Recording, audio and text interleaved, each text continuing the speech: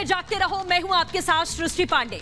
हम आपको लगातार आगाह कर रहे हैं कोरोना के बढ़ते हुए खतरे से, कोरोना के नए वेरिएंट ओमिक्रॉन के बढ़ते हुए खतरे से, क्योंकि देश में इन दिनों दिन प्रतिदिन आंकड़ों की रफ्तार बढ़ती जा रही है। और पिछले दिनों दिल्ली में भी कोरोना के यानी कि नए वेरिएंट ओमिक्रॉन के आंकड़े तेजी से बढ़े हैं, जिसके चलते दिल्ली सरकार ने कुछ अहम और कठिन कदम भी उठाए हैं।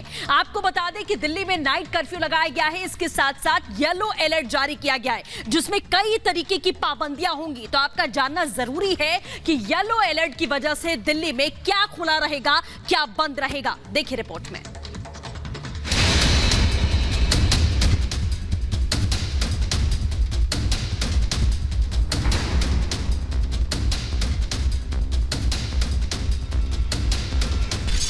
कोरोना का बढ़ता संकट,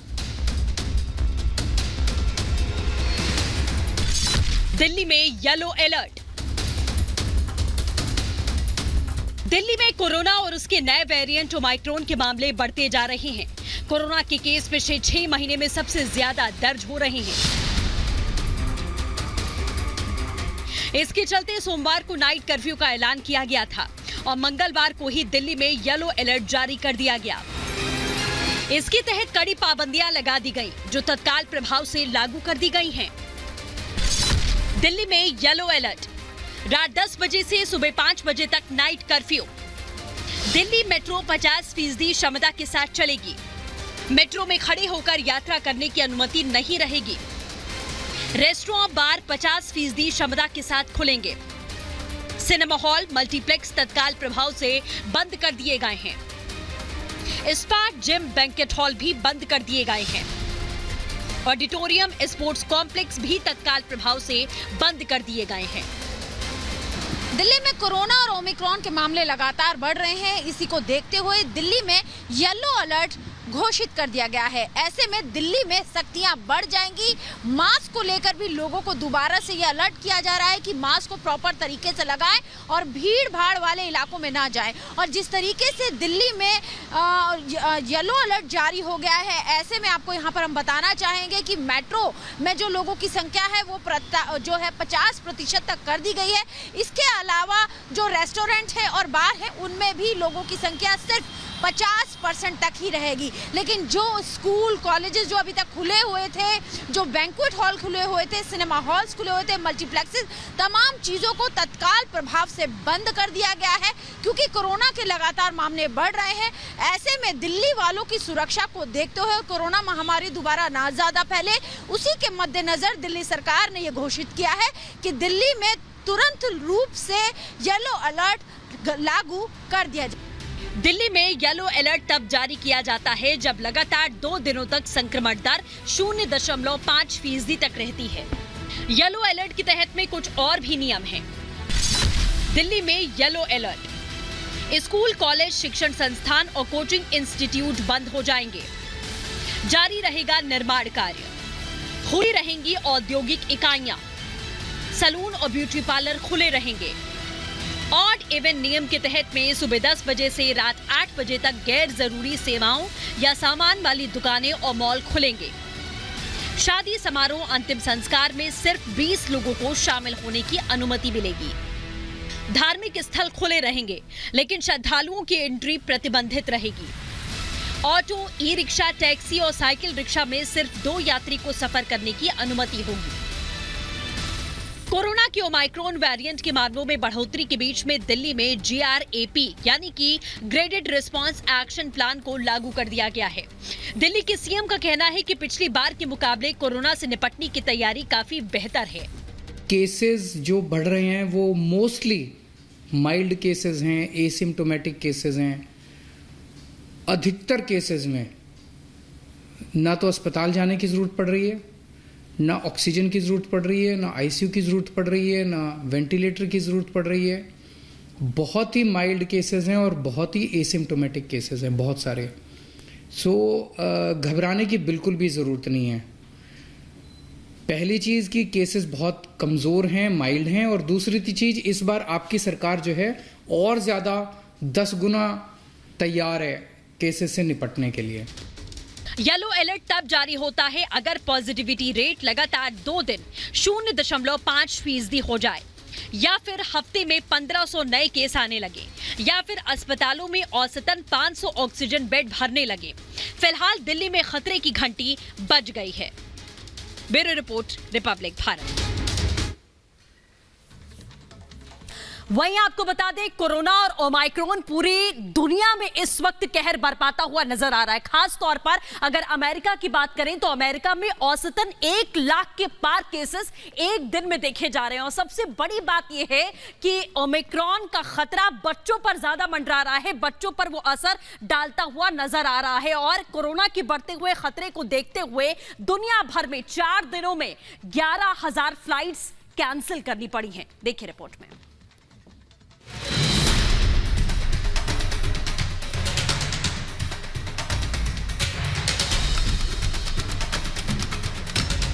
कहर बनता कोरोना, ओमाइक्रॉन की दहशत,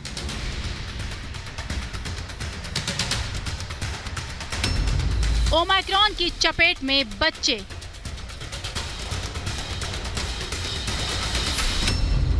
कोरोना से अमेरिका में फिर संकट के हालात हैं।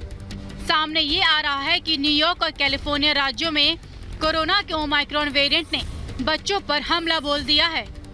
न्यूयॉर्क सिटी और आसपास के मेट्रो क्षेत्रों में हाल के सप्ताह में बच्चों में संक्रमण के बाद अस्पताल में भर्ती होने वालों की संख्या 4 गुना बढ़ गई है। बताया जा रहा है कि भर्ती होने वाले इन बच्चों में ज्यादातर के टीके नहीं लगे हैं। इनमें 5 से 11 साल के बच्चों की संख्या काफी ज्यादा है। बड़ी संख्या में 5 साल से कम उम्र के बच्चे भी भर्ती हो रहे हैं और इन बच्चों को अभी टीका लगाने की अनुमति भी नहीं मिली है। न्यूयॉर्क में बच्चों में संक्रमण के बाद अस्पताल में भर्ती होने की बढ़ती दर देख कैलिफोर्निया में चेतावनी जारी हो गई है। बंद होती उड़ानें, 4 दिन में 11,000 फ्लाइट्स कैंसिल। इस बीच कोरोना और ओमाइक्रॉन का डर फैलता जा रहा है। अमेरिका से लेकर यूरोप और भारत तक संक्रमण के मामलों में तेजी से बढ़ोतरी देखने को मिल रही है। कई देशों में से लेकर प्रतिबंध फिर से लगाने की तैयारियां हो चुकी हैं। एक रिपोर्ट के मुताबिक बीते शुक्रवार से लेकर अब तक दुनिया भर में 11,000 से ज्यादा उड़ानों को रद्द किया गया है, जबकि हजारों उड़ानें देरी से चल रही हैं। Bureau report, Republic Bharat.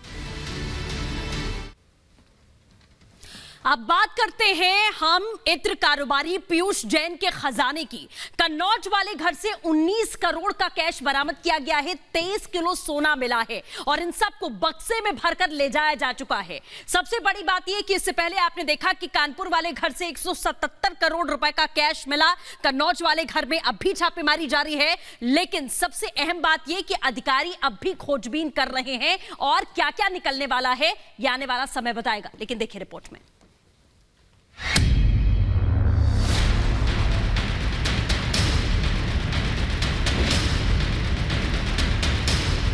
बक्सों में भरकर नोटों के बंडल ले जाए जा रहे हैं।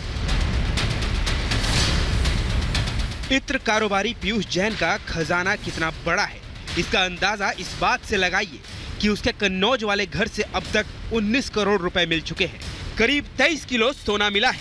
इससे पहले पीयूष के कानपुर वाले घर से 177 करोड़ पहले ही मिल चुके हैं, यानी कन्नौज और कानपुर मिलाकर अब 196 करोड़ रुपए मिल चुके हैं। सोना और चंदन जो मिला वो अलग से। मंगलवार सुबह स्टेट बैंक ऑफ इंडिया की कैश वैन नोटों और सोने से भरे बक्सों को लेने पहुंची। काफी मेहनत करके इन बक्सों को वैन में चढ़ाया गया। जिस तरह से पिछले 5 दिनों से कानपुर और कन्नौज में छापेमारी की कार्रवाई जारी है, उसमें एक बहुत बड़ी रकम मिली है। आज कन्नौज स्थित घर में जो छापेमारी के बाद तस्वीर निकलकर सामने आई वो आपको बता देती हूं। दरअसल इसी दरवाजे से उन 4 बॉक्सेस को लेकर जाया गया जिसमें कैश भी था, जिसमें वो तमाम सोने और चांदी की सिल्लियां भी थी जिस पर विदेशी स्टैंप था। पिछले 5 दिन से कानपुर और कन्नौज में छापेमारी हो रही है। डीजीजीआई और आईटी की टीम कन्नौज में पीयूष के कुबेर लोक को खंगाल रही है। मशीनों से तालों को काटा जा रहा है। पीयूष जैन ने अपने घर में एक गुप्त तहखाना बना रखा था। इसमें ही वो अपनी नकदी और सोना चांदी रखता था। घर में जगह जगह खुदाई की जा रही है। जहां जहां अधिकारियों को शक हो रहा है वहां हथौड़ा चलाया जा रहा है। बताया जा रहा है कि कानपुर की तरह कन्नौज वाले घर में भी गुप्त लॉकर और दीवारों के अंदर पैसा छुपाकर रखा गया था। बताया जा रहा है कि कन्नौज में ये कार्रवाई अभी जारी रहेगी। डीआरआई की टीम यहां से जा चुकी है, लेकिन जीएसटी की टीम अभी भी अंदर मौजूद है। पूरे मामले में अभी भी छापेमारी की कार्रवाई रुकी नहीं है। हालांकि टीम का ये कहना है कि पंचनामा करना बाकी है और पंचनामे के बाद काम पूरा हो जाएगा, लेकिन अभी भी जैन परिवार पर लगातार नजर बनी हुई है। कारोबारी पीयूष जैन के बारे में जानकर हर कोई हैरान है। स्कूटर से चलने वाले, बेहद सामान्य जिंदगी बिताने वाले पीयूष जैन के बारे में किसी ने सपने में भी नहीं सोचा होगा कि उसने इतनी दौलत जमा कर रखी होगी। ये मामला कैसे सामने आया, ये भी हैरान करने वाला है। करीब 2.5 महीने पहले अहमदाबाद के डीजीजीआई यानी डायरेक्ट ऑफ जीएसटी इंटेलिजेंस की टीम ने चेकिंग के दौरान पान मसाले से लदे 4 ट्रकों को पकड़ा था, लेकिन इनमें लाखों का माल होने के बावजूद एक भी बिल 50,000 से ज्यादा का नहीं था। ये सब टैक्स चोरी के लिए किया गया था, क्योंकि 50,000 से ज्यादा के लिए ई-वे बिल निकालना पड़ता है। ई-वे बिल्स के जरिए ही इतनी कीमत वाली चीजों का राज्य के अंदर या फिर बाहर एक राज्य से दूसरे राज्य में ले जाने की इजाजत है।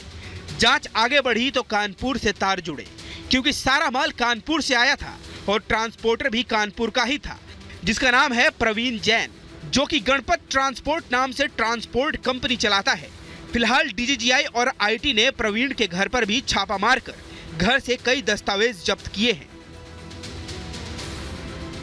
कारोबारी पीयूष जैन की रेड के तार अब कहीं ना कहीं ट्रांसपोर्टर प्रवीण जैन से मिलते नजर आ रहे हैं। तस्वीरें आपको दिखा रहे हैं प्रवीण जैन के घर के बाहर की। साफ तौर पे देखिए, इसी अपार्टमेंट में 4थे माले में रहता है ट्रांसपोर्टर, गणपति ट्रांसपोर्टर नाम से इसका ट्रांसपोर्ट है, प्रवीण जैन। आज सुबह के एक्सक्लूसिव फुटेज हमने आपको जिस तरह से दिखाए कि जिसमें वही इनोवा है जिसमें डीजीजीआई की टीम और आईटी की टीम आती है और तकरीबन 11:30 पर इनके घर पे दस्तक देती है और उसके बाद तकरीबन 12:15 पर यहाँ से टीमें जाती हैं। अहमदाबाद में ट्रक पकड़े जाने के करीब 2.5 महीने बाद 22 दिसंबर को कानपुर के ट्रांसपोर्ट नगर में मौजूद एक मसाला फैक्ट्री पर डीजीजीआई की टीम ने छापा मारा। फैक्ट्री के पास ही गणेश ट्रांसपोर्ट का दफ्तर भी था, जिनके ट्रकों में जीएसटी चोरी वाले पान मसालों का जखीरा भरा हुआ था। दोनों जगह एक साथ रेड पड़ी। डीजीजीआई ने गणेश ट्रांसपोर्ट के मालिक प्रवीण जैन को हिरासत में लेकर उससे पूछताछ शुरू कर दी। तब ये सामने आया कि इस खेल में गणेश ट्रांसपोर्ट के मालिक प्रवीण जैन के बहनोई अमरीश और उनके भाई पीयूष जैन का भी बड़ा रोल है। इसके बाद 22 और 23 दिसंबर के बीच रात करीब 3:30 बजे डीजीजीआई की टीम ने ट्रांसपोर्ट नगर के पास आनंदपुरी में मोहल्ले में रहने वाले त्रिमूर्ति फ्रेग्रेंस प्राइवेट लिमिटेड के मालिक पीयूष जैन के घर पर छापेमारी कर दी। इसके बाद जो तस्वीरें सामने आई उसने सबको हैरान कर दिया। मशीनों ने नोट गिनने शुरू करे तो कानपुर वाले घर से 177 करोड़ रुपए मिले। कानपुर के बाद टीम कन्नौज पहुंची तो वहां भी करोड़ों रुपए मिले। कई किलो सोना मिल चुका है। सबसे बड़ी बात यह है कि कन्नौज में कार्रवाई अभी जारी है। Bureau report, Republic Bharat.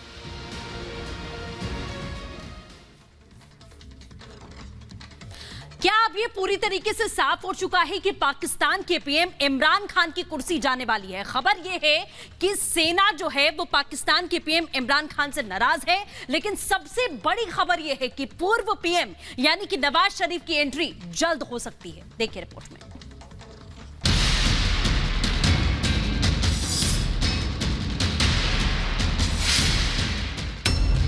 क्या पाकिस्तान में होने वाला है बड़ा बदलाव? क्या जाने वाला है इमरान का सिंहासन?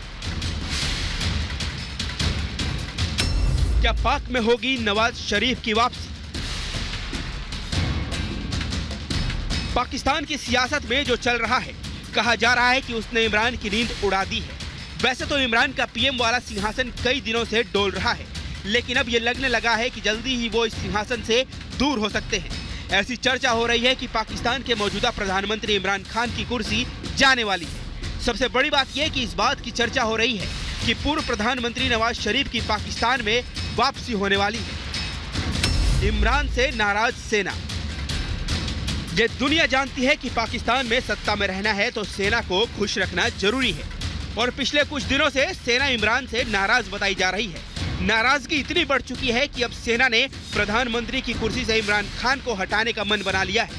पाकिस्तानी मीडिया के हवाले से कहा यह भी जा रहा है कि फिलहाल लंदन में रह रहे नवाज शरीफ के साथ सेना ने एक सीक्रेट डील यानी गुप्त समझौता कर लिया है। माना जा रहा है कि इसी समझौते के तहत इमरान को हटाकर नवाज को लाया जाएगा।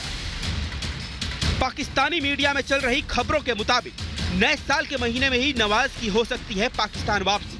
नवाज नवंबर 2019 से लंदन में रह रहे हैं। कई मोर्चों पर नाकाम इमरान से सेना का मोह भंग होने के पीछे कई मोर्चों पर इमरान की नाकामी को भी माना जा रहा है। आर्थिक मोर्चे पर नाकाम रहे हैं इमरान। 2018 में पाक पर विदेशी कर्ज $95 था, अब 127 अरब डॉलर है। विशेषज्ञों के मुताबिक पाक में महंगाई दर 21% पहुंच चुकी है। कूटनीतिक मोर्चे पर भी अलग थलग पड़ा पाकिस्तान। इनके अलावा पिछले कुछ दिनों में इमरान और पीटीआई के गढ़ खैबर पख्तूनख्वा में लोकल बॉडी इलेक्शन हुए। पूरे राज्य में पीटीआई मेयर की एक सीट भी नहीं जीत सकी। इसे भी इमरान की बड़ी नाकामी माना जा रहा है और अब इमरान की कुर्सी पर ही खतरे के बादल मंडराते दिख रहे हैं। Bureau report, Republic Bharat.